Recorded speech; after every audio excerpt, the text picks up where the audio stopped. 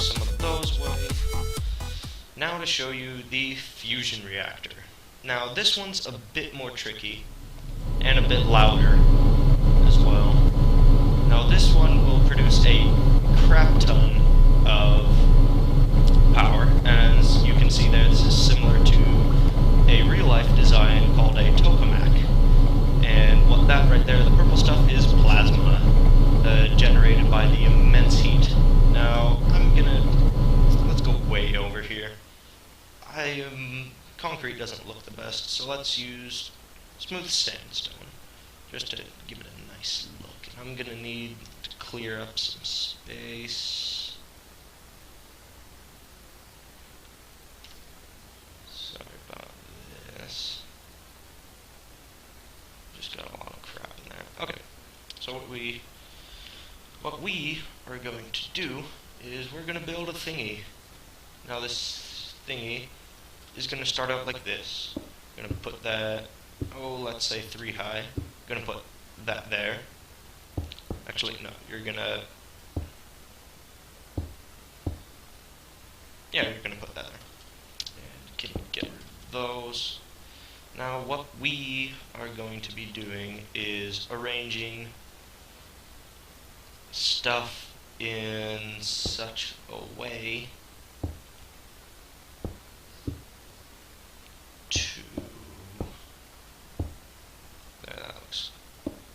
go. Okay, and so what we are going to be doing is making a... no, that's wrong. I'm going to be making a ring, and then a bigger ring, not big enough. You're going to want a... for this to work anyway, I mean unless you don't want it to work, which is fine by me. You're going to want a 1 block space between the 2 things of the electromagnets, and that is for this piece right here.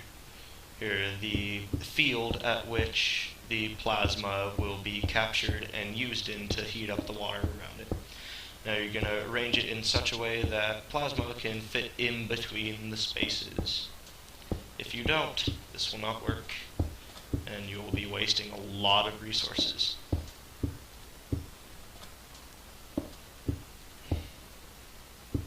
Okay, now with that done, and then we're gonna, I don't need that right now. What we are going to do is we're gonna put some,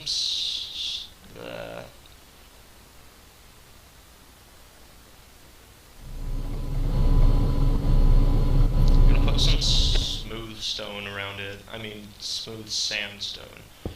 Just gonna make a block around here. Now if you want to get into the nitty-gritty of this and or want probably a better tutorial, Tactical Lion has done a similar build to this. You will not hurt my feelings if you wish to see his. I will just be slightly disappointed in you. But once again, and it's for you guys, so I really don't mind. Tactical Lion, he's a pretty cool guy. I'm just gonna do some stuff like this. And I thought this was a pretty cool feature. Or, get some... That's not how you spell it. Get some pistons, not sticky pistons. And what we are going to be doing is arrange them like so. No, we don't need those blocks.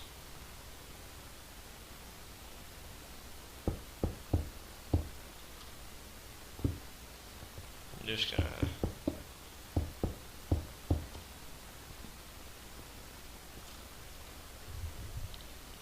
I'm sorry, I just get sidetracked.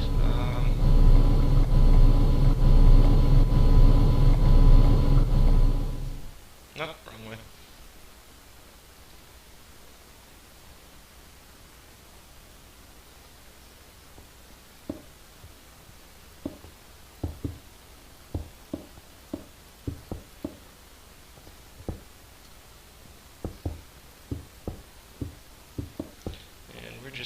doing stuff like this. Why? Because it works. And we're just going to be arranging around this to sort of have like a universal on-off switch. It's in no wise necessary, but it's more or less forgot to fill in that side. It's more or less a good idea to have a fail-safe in case you need to shut it down quickly. I mean, because the only problem, like with the nuclear reactor, yeah, you can take the fuel rod out of there, but it's not going to do a whole lot of good. Well, actually, yeah, it would, because it shuts down immediately. With this, there's no way to get back your deuterium from it. So we're going to get some redstone and a few redstone repeaters, just to make sure this works. Now I think it's the circuit will probably stop. Oh, hell. Circuit will probably stop there, so I'm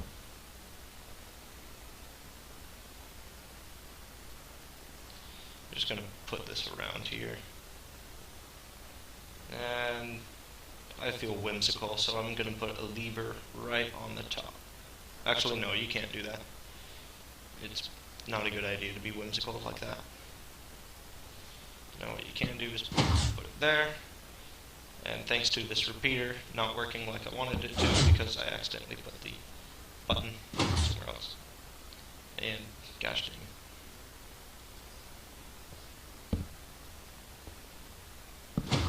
There we go. All them working? Good. Now we're going to put some... I forgot where I put the switch already. There it is.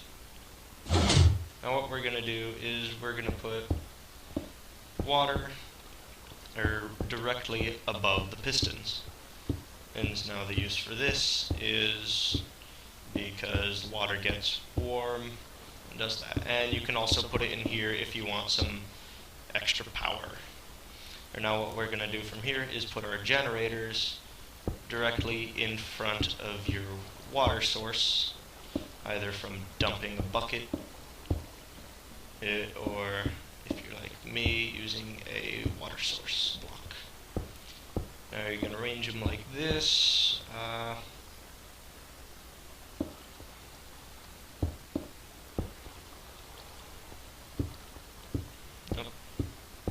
Placing turbines. It is to be noted that placing turbines on top of other turbines do not make it work anymore. It just makes it weird and worse. Make that into a giant one, more efficient, less quiet, or more quiet. All around a good idea. Now what else is all around a good idea is beforehand linking all these generators, I mean turbines, together. That is wrong. Gosh dang it. And there we go, and we're going to put some battery boxes up here, because that's also a good idea. Now, you can be like me and assort it in what is known to some as a what the heck way. It works most of the time.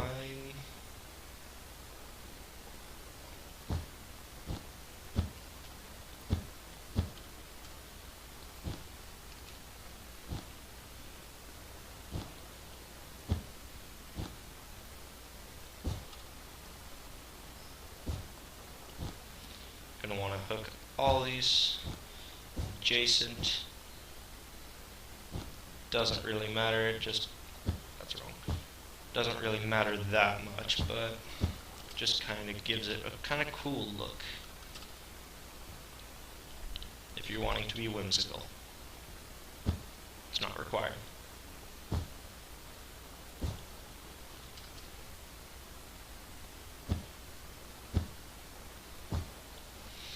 Okay.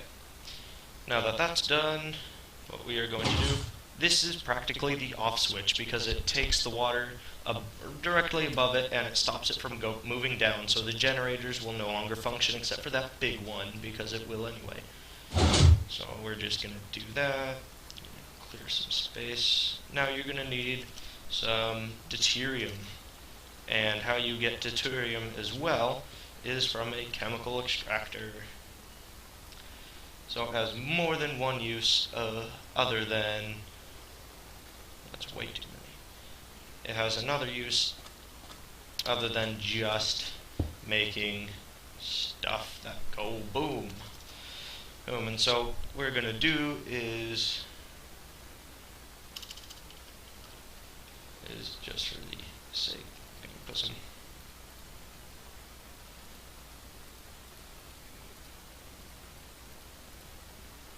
There we go. Now you're going to put a bat. You're going to put a baseball bat in there. Not really. And then you're going to put a water bucket because it tends to work. That's not working. So, please. Yes, please. Bottle. I don't know what I'm doing wrong. Again. Put it in there. No. I'm gonna put that in there. No? Alright. After a little fumbling around, chemical extractor is precisely what you need. You put empty cells in there. Make sure this is full of water, because if you're not, you're doing something wrong. And it will produce a deuterium cell. That will do stuff for your reactor. Now if you plop that in, you'll notice, hey, my reactor's not doing anything. That is because it requires power to start it. It requires an immense amount of power in the real world, and not a ginormous amount in Minecraft world, I think. So put that there. Let's put a battery in there. See how much from this 5 megawatt. And you will notice that's starting to look. You will also notice my mouse bugged out. Now, it completely raped that battery. That battery is destroyed and laid down to die. A horrible death.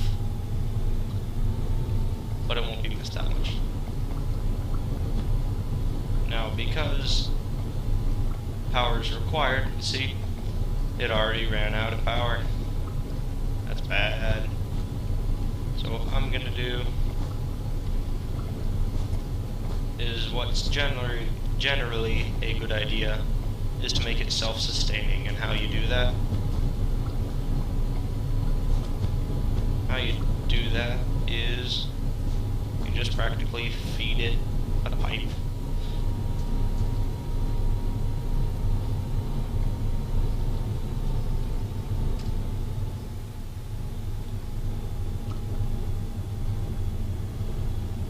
I need another battery.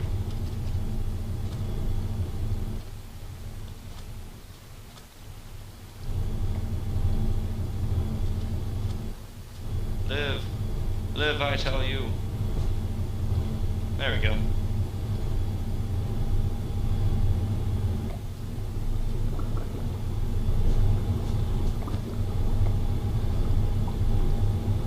Died again.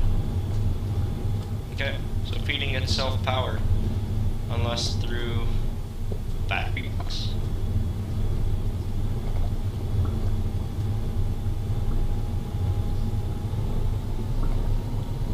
There we go. It's starting to work good.